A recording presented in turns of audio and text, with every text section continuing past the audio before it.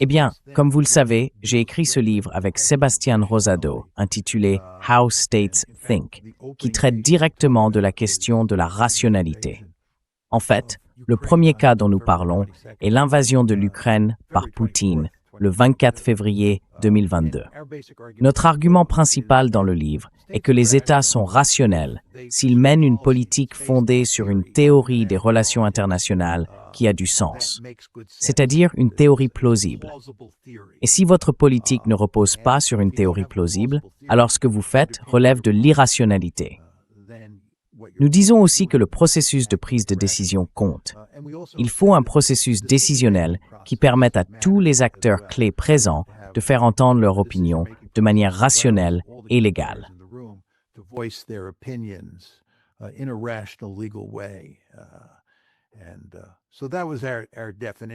Donc c'était notre définition. Je pense que si l'on examine différents cas, comme l'invasion de l'Ukraine par Poutine en 2022, c'était clairement rationnel. Il considérait l'expansion de l'OTAN comme une menace pour la Russie, une menace existentielle, et il a lancé une guerre préventive pour s'assurer que l'Ukraine ne devienne pas membre de l'OTAN. Donc selon nous, c'était une décision rationnelle. On peut soutenir que c'était une mauvaise décision, on peut soutenir que c'était une décision illégale, on peut soutenir que c'était une décision immorale. Mais le caractère rationnel d'une décision dépend de l'existence d'une théorie sous-jacente, une théorie éprouvée. Et cette théorie fonde la politique. Mais parlons un peu des Européens.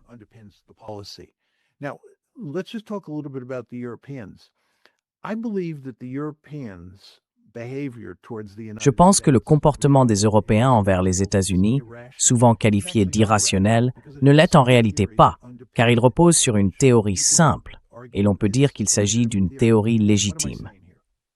Que suis-je en train de dire ici? Les Européens ont un intérêt profondément enraciné à maintenir l'implication active des États-Unis en Europe. Ils veulent que le tétine américaine reste en place. Autrement dit, les Européens veulent que l'OTAN demeure intacte. Par conséquent, ils feront tout leur possible pour ménager les Américains afin que ceux-ci ne se fâchent pas contre eux et restent en Europe, car il est crucial d'un point de vue stratégique pour les Européens de conserver cette tétine américaine. Maintenant, on peut soutenir que cette stratégie est erronée.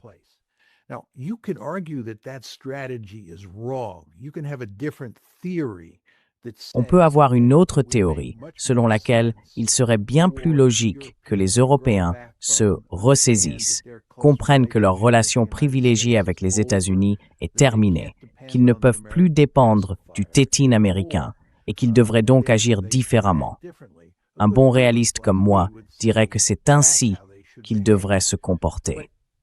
Mais cela ne veut pas dire que la stratégie qu'ils ont adoptée est irrationnelle, car il existe différentes stratégies fondées sur différentes théories. Et la question est, avez-vous une théorie plausible? Je pense que le comportement des Européens envers les Américains repose sur une théorie plausible. Je pense que c'est la mauvaise théorie, mais il existe de nombreuses théories différentes, et toutes ces théories sont plausibles.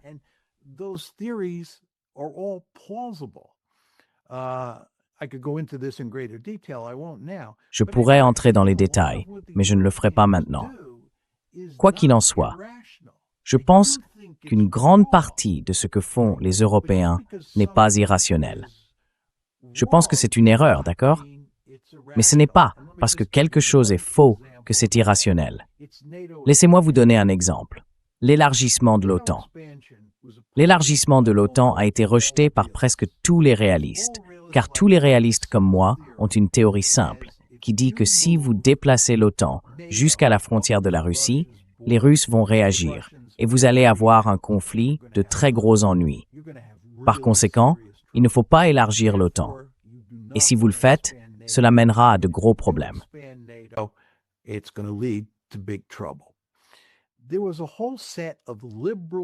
Il existait tout un ensemble de théories libérales qui sous-tendaient notre politique, et non des théories réalistes.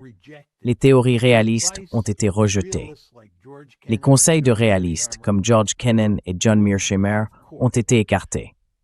Mais les théories libérales affirmaient que ce que nous voulions faire, c'était étendre l'OTAN vers l'Est et créer une zone de paix en Europe de l'Est. Cette zone de paix serait fondée sur une série de théories libérales. L'une d'elles est la théorie de la paix démocratique. L'idée que si nous pouvions étendre la démocratie vers l'Est, en Europe de l'Est, pour inclure la Russie à un moment donné, nous créerions une vaste zone de paix, car les démocraties ne se font pas la guerre entre elles.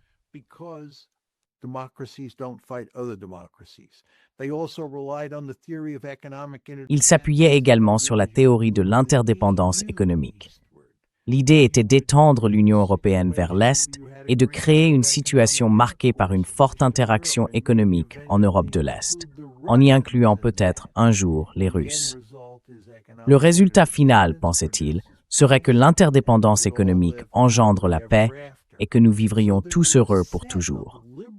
Il existait donc un ensemble de théories libérales, reconnues et très respectées dans le monde universitaire, qui sous-tendaient cette politique.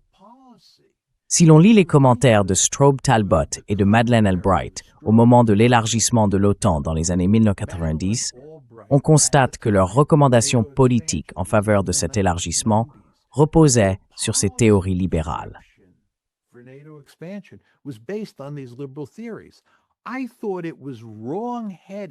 Je pensais que c'était une idée erronée, mais je ne la trouvais pas irrationnelle.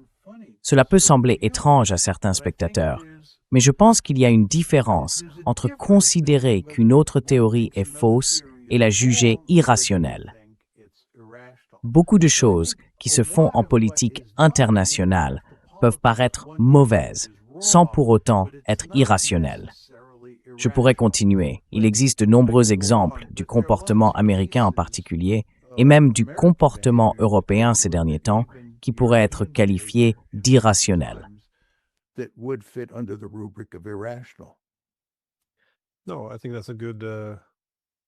Non, je pense que c'est une bonne façon de l'expliquer. Et oui, je suis d'accord. Je ne pense pas que la politique européenne ait été irrationnelle. Comme tu l'as dit, c'était une théorie puissante. Et tu sais, on peut la relier un peu à la fois au réalisme politique et au libéralisme, c'est-à-dire à la paix hégémonique. Tant que les États-Unis étaient tout-puissants, les Européens pouvaient en tirer profit d'une certaine manière. Il n'y aurait pas de rivalité entre grandes puissances, car la concentration du pouvoir aux États-Unis atténuerait essentiellement l'anarchie internationale. Il n'y aurait qu'un seul centre de pouvoir et pas d'anarchie.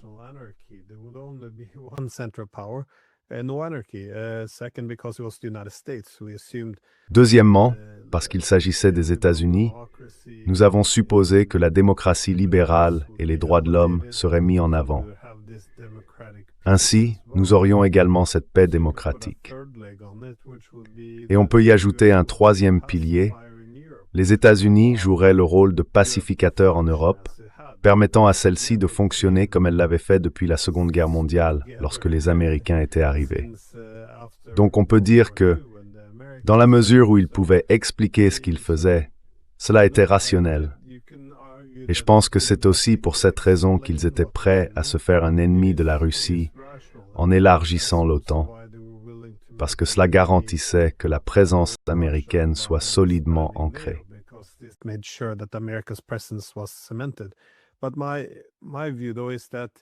Mais à mon avis, cela aurait pu être une bonne stratégie, mais c'est devenu la seule stratégie, ce qui signifie qu'il n'y avait plus d'imagination politique pour autre chose. Donc maintenant, compte tenu des réalités politiques actuelles, c'est-à-dire l'ordre unipolaire, ce n'est plus seulement une politique, c'est une véritable répartition du pouvoir. C'est fini. Et nous voyons que, pour cette raison, il est dans l'intérêt de l'Amérique de modifier ses politiques, de se concentrer moins sur l'Europe. À présent, cela commence à paraître irrationnel, car nous revenons simplement à l'espoir et nous attendons que les États-Unis restent en Europe au nom d'une alliance des démocraties, même si cela ne sert pas nécessairement leurs intérêts. C'est donc très étrange à observer. Permettez-moi simplement de vous demander, monsieur. Oui.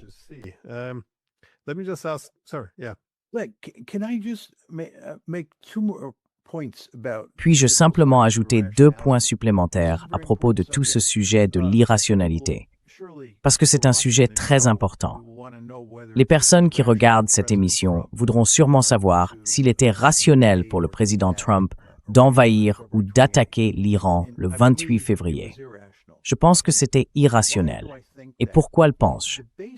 La théorie de base qui a sous-tendu la décision d'attaquer l'Iran le 28 février reposait sur l'idée que nous pouvions utiliser uniquement la puissance aérienne pour renverser le régime et mettre en place un gouvernement qui suivrait essentiellement la ligne américaine, qui lèverait les bras, se rendrait et ferait ce que nous voulions.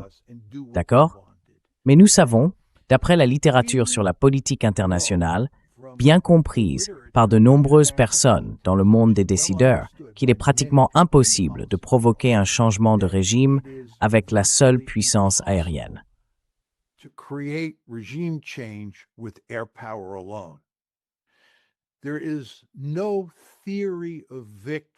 Il n'existe aucune théorie de la victoire qui puisse être considérée comme rationnelle si elle repose sur l'idée que l'on peut, par la seule puissance aérienne, provoquer un changement de régime.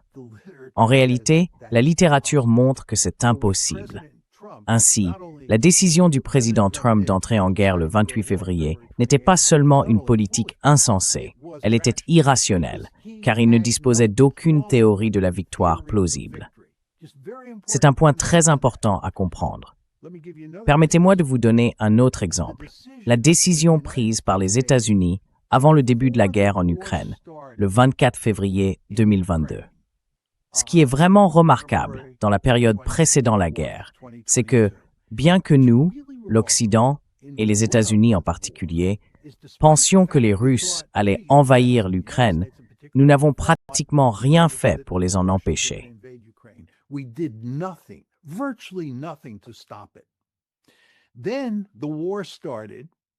Puis la guerre a commencé. Des négociations ont débuté à Istanbul et les deux parties faisaient de très bons progrès. Les États-Unis ont alors dit aux Ukrainiens de se retirer des négociations. Plus tard, je crois que c'était en novembre de cette année-là, le général Milley a déclaré que l'Ukraine avait atteint son point culminant. Vous vous souvenez, l'armée ukrainienne s'était très bien comportée lors de 2 grandes offensives en 2022.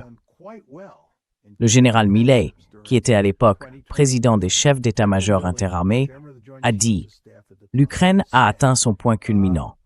Concluons un accord maintenant. » On lui a dit de se taire et de ne plus aborder le sujet. Maintenant, la question que vous devez vous poser, pourquoi en était-il ainsi?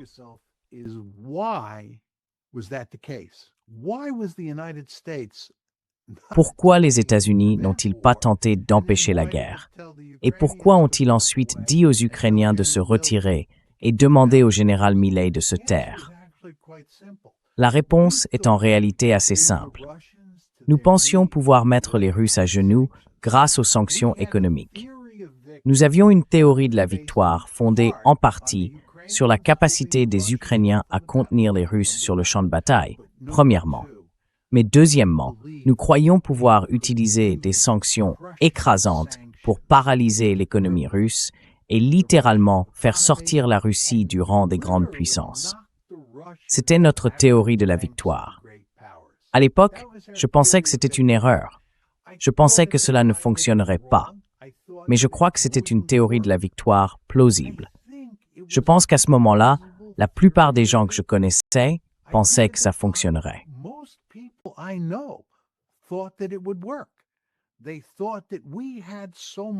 Ils pensaient que nous disposions d'un immense levier économique. Ils croyaient que toute cette mondialisation des années 1990 et du début des années 2000 avait créé une situation où les États-Unis se trouvaient au centre d'une toile économique, leur permettant d'exercer une pression coercitive sur des pays du monde entier, comme nous l'avons fait avec l'Iran, comme nous l'avons fait avec le Venezuela, comme nous avons essayé de le faire avec la Chine. Et c'est ce que nous pensions qui fonctionnerait avec les Russes. Je pense que c'était une théorie de la victoire plausible. Je ne pensais pas que cela marcherait. J'avais un autre point de vue, un autre ensemble de théories. Mais le fait est que ce n'était pas irrationnel. C'était faux, mais ce n'était pas irrationnel. Mais encore une fois, pour revenir à Trump envahissant l'Iran, cela c'était irrationnel, car il n'y avait là aucune théorie de la victoire plausible.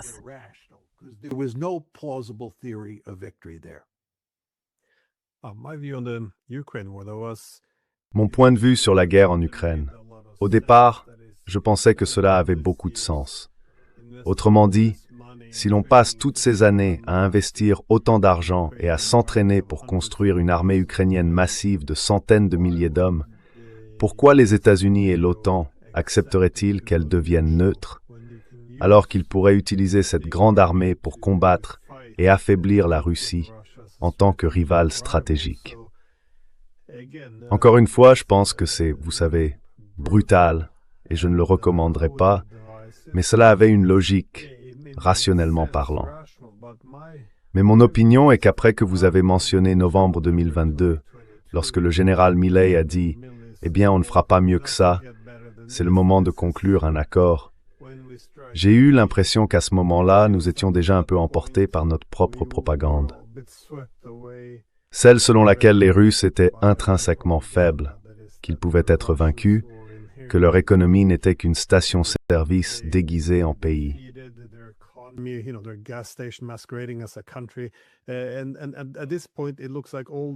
À ce stade, on dirait que toute la rhétorique que nous avons utilisée pour alimenter la guerre, soudainement nous avons commencé à y croire nous-mêmes. Et j'ai commencé à me demander à quel point tout cela est-il rationnel. Parce que si quelqu'un arrivait et disait « Eh bien, en réalité, nous devons évaluer ce que les Russes ont vraiment », alors immédiatement, c'était « Non, non, ça c'est pro-russe ». Donc, notre capacité à évaluer les informations disponibles et à faire des prévisions raisonnables, il semblait que tout cela avait disparu. On le voit encore aujourd'hui. Tout le monde comprend plus ou moins que la guerre ne peut pas être gagnée, mais ils veulent quand même la poursuivre. Pour moi, il n'y a plus de stratégie raisonnable, plus de théorie de la victoire cohérente. J'ai l'impression que, oui, au départ, c'était rationnel, brutal, mais rationnel, utiliser les Ukrainiens pour combattre leur rival. Mais maintenant, j'ai l'impression que nous nous en sommes beaucoup éloignés. Enfin, c'est juste mon avis.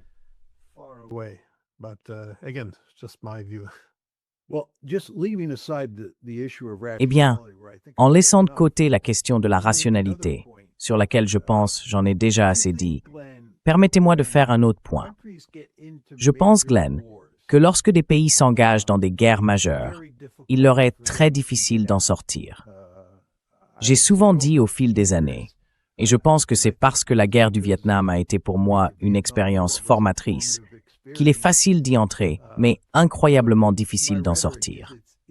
J'aime dire que c'est comme essayer de faire virer un immense superpétrolier dans l'eau. On ne le fait pas rapidement. Et je pense que l'Iran pourrait en réalité constituer une sorte d'exception en raison de toute notre discussion sur les conséquences économiques. Vous savez, si l'on prend en compte ce que je disais tout à l'heure, et je sais que vous êtes d'accord avec moi là-dessus, les conséquences économiques potentielles ici seraient catastrophiques, n'est-ce pas?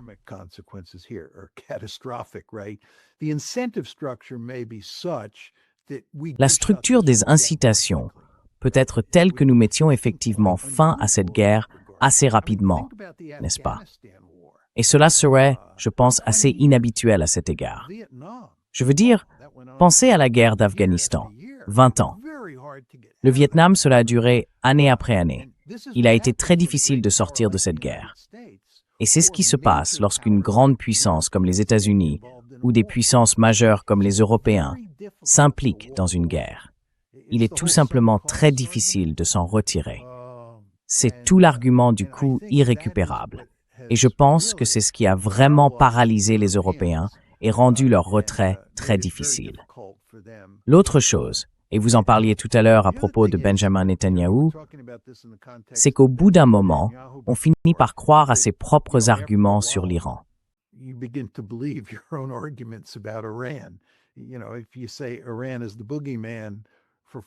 Vous savez, si l'on dit pendant 40 ans que l'Iran est le grand méchant, à un moment donné, même si on n'y croyait pas au départ, on finit forcément par y croire après 40 ans. Et je pense que du point de vue des Européens, avant le début de la guerre en Ukraine, ils ne considéraient pas les Russes comme une grande menace. Rappelez-vous qu'en 2008, lors du célèbre sommet de l'OTAN à Bucarest, en avril de cette année-là, les Européens, représentés par Angela Merkel et Nicolas Sarkozy, s'étaient opposés à l'idée d'intégrer l'Ukraine à l'OTAN. Merkel y était farouchement opposée, tout comme Sarkozy. Ce n'est pas comme si les Européens pensaient qu'il existait une grande menace russe qu'il fallait dissuader.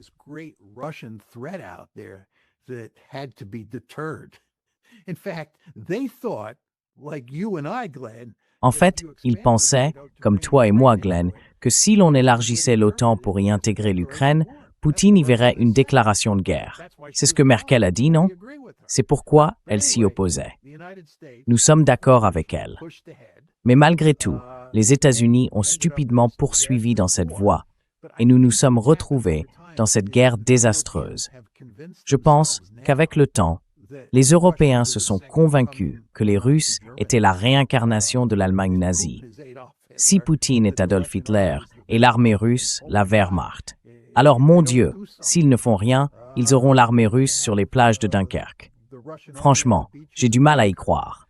Je sais que toi aussi, mais eux y croient vraiment.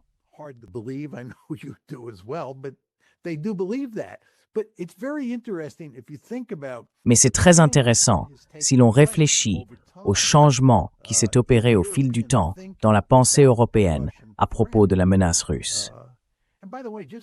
Et d'ailleurs, pour prendre un peu de recul, si l'on remonte à l'élargissement de l'OTAN et à la décision d'y intégrer l'Ukraine en avril 2008, il est très important de comprendre que nous n'étions pas intéressés par l'intégration de l'Ukraine à l'OTAN, parce que nous pensions qu'il existait une menace russe pour l'Ukraine ou pour l'Europe de l'Est. C'est la vision réaliste. Les États-Unis, qui menaient la danse dans l'élargissement de l'OTAN, n'agissaient pas selon les théories réalistes. Sinon, ils n'auraient pas élargi l'OTAN pour y inclure l'Ukraine. Ils agissaient selon des théories libérales.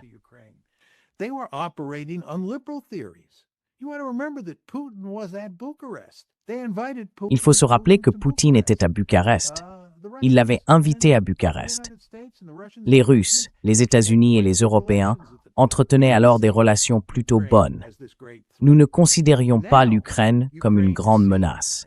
Aujourd'hui, la Russie est perçue comme une menace vraiment puissante. Pardon, pas l'Ukraine, la Russie.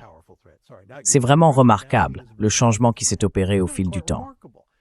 Mais si j'en parle, c'est parce que cela montre à quel point il est désormais difficile pour les Européens de changer de point de vue et de mettre fin à cette guerre.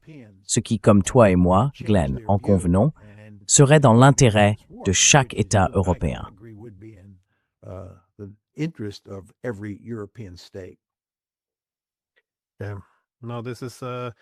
Oui, c'était justement l'avertissement de Walter Lippmann.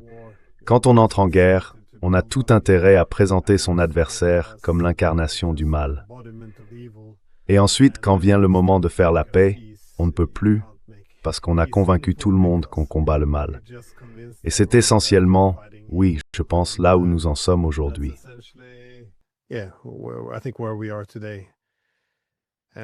De toute façon, des réflexions finales avant de conclure. Juste un dernier point. Il faut se rappeler que lors de la guerre en Iran, il y a quelques semaines, le président Trump a appelé à une reddition sans condition, ce qui renforce puissamment ton argument.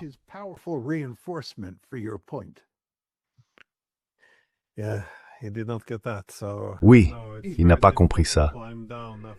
Donc non, il est très difficile de revenir en arrière après avoir fait une telle déclaration. Mais j'espère que la capacité de Trump à détourner l'attention et à s'en sortir avec du baratin pourrait en fait aider à instaurer la paix. Mais nous verrons bien. En tout cas, merci beaucoup d'avoir été aussi généreux de votre temps. Avec plaisir, Glenn.